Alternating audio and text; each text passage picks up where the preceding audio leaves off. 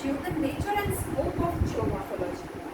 So first I am going to start with the definition and the nature of geomorphology. The word geomorphology was first coined and used between 1870s and 1880s to describe the morphology of the surface of the earth. But it was popularized by American geologist William Morris Davis, who proposed the geographical cycle known as the Davidian cycle.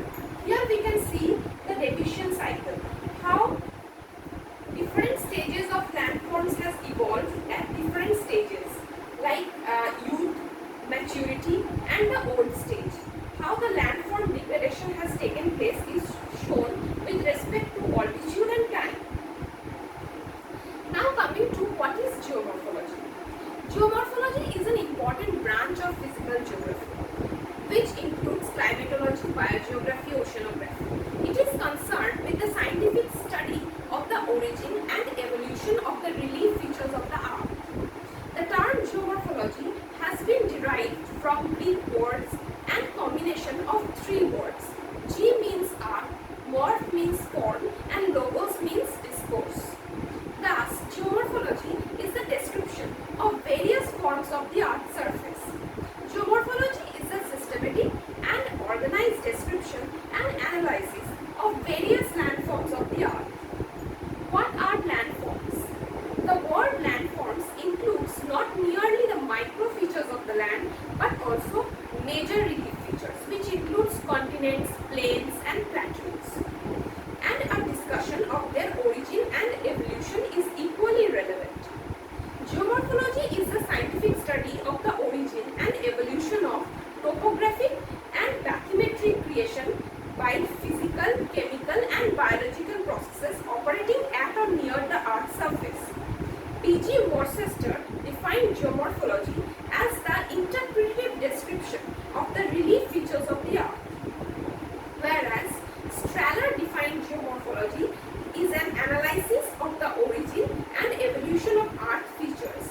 Geomorphology does not merely the study of physical, chemical and biological processes affecting the evolution of landforms, but also the structure of the Earth's crust, the geological processes as well as the climatic influences, because it is the combined influence of all these factors determines the landforms.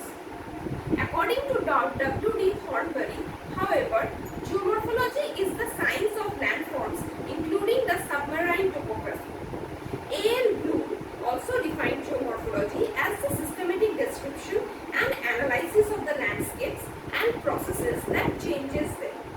According to German geologist Max Steg, geomorphology is the study of physical processes fashioning the forms of solid surfaces of the earth as well as their resultant landforms. Now coming to the nature of geomorphology can be divided into three broad categories, that is the scientific nature, the interdisciplinary nature and the dynamic nature. Now coming to the scientific nature. Scientific nature of geomorphology is the scientific study of landforms. It gives scientific account of the physical face of the earth, and spatial relations through geological time scale are analysis in this subject.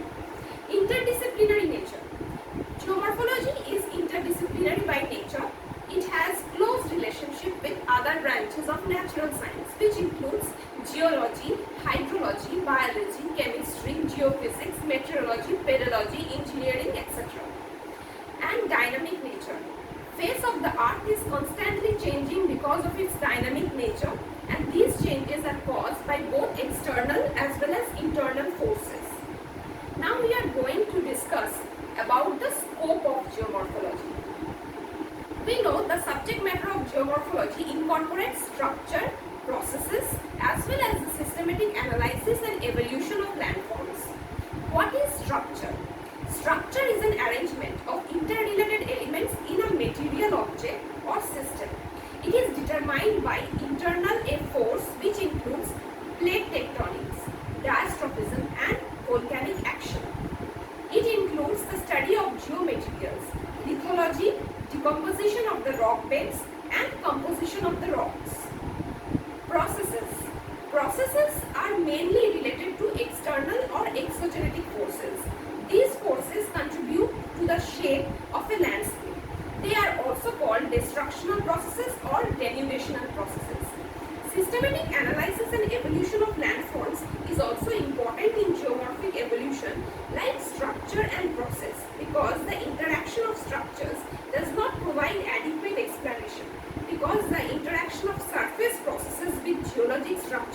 does not provide adequate explanation of the landforms unless we include the explanation of the length of time the process has been operating, which will give us an idea of the relative stage of development. For systematic analysis of landforms, we can classify the landforms into three categories. They are generic classification of landforms, genetic classification of landforms, and classification on the basis of scale and lifespan. Now, what is genetic classification of landforms? It is the classification of landforms by dominant set of geomorphic processes. For example, tectonic landforms, fluvial landforms, karst landforms, aeolian landforms, coastal landforms, and glacial landforms. What are tectonic landforms? Tectonic landforms are the landforms formed by tectonic forces. Fluvial landforms are the landforms formed by rivers. Karst landforms are formed by limestones. Aeolian landforms are formed by wind. Coastal landforms are formed by sea. And glacial landforms are formed by ice. Now coming to what is generic classification of landforms. Generic classification of landforms is the description of the entire group or class of landforms, that is mountains, plateaus, plains.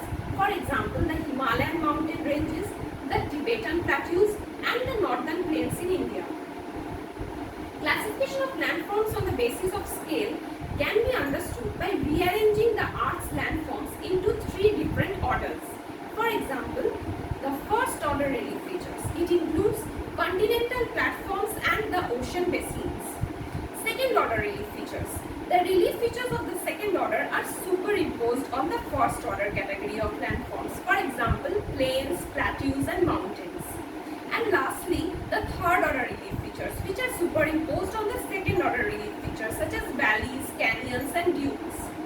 Two major approaches in geomorphology are historical approach, which involves historical evolution of landforms, and other is the functional approach. It involves a time-dependent series of landforms, evolution reflecting association between landform characteristics and the existing environmental condition.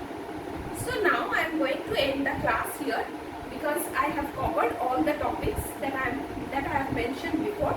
Now if you have any questions,